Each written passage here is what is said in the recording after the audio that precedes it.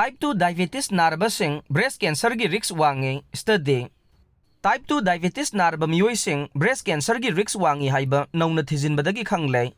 United States ki Boston University da leiba researchers sing na thijinbada wafam asi khangba ngamlakhiba nei.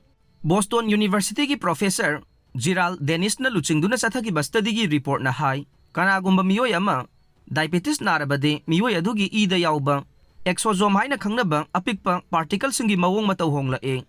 Exosome sing asina tumor manungda leiba immune cell singi phibam honghalakpaga loinana mapanggal sontha amasung cancer cell sing hena chawkhalanbada mateng pangbaga loinana hakchanggi atai atopa mafam singda sandokhankhe hanadagi hauna breast cancer layengna honabada khudong chadaba kaya marum mayokna duna lakli adubu type 2 diabetes narba miyoi singdadi breast cancer layengbada amuka hena khudong chadaba mayoknai haire.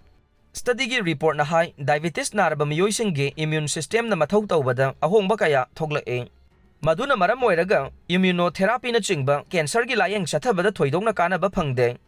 Study gi saruk ama waina Boston University gi researcher singna breast cancer naraba miyoi singdagi tumor gi sample sing lauraga laboratory da changyeng tawduna yengkhe.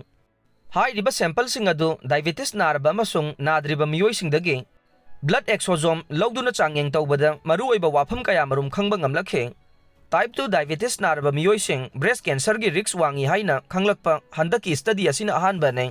American Cancer Society gi report matungin na breast cancer gi maruoiba layongde segrak natraga thabaki sarukta matumoina apomba ma leiba haibasini haire.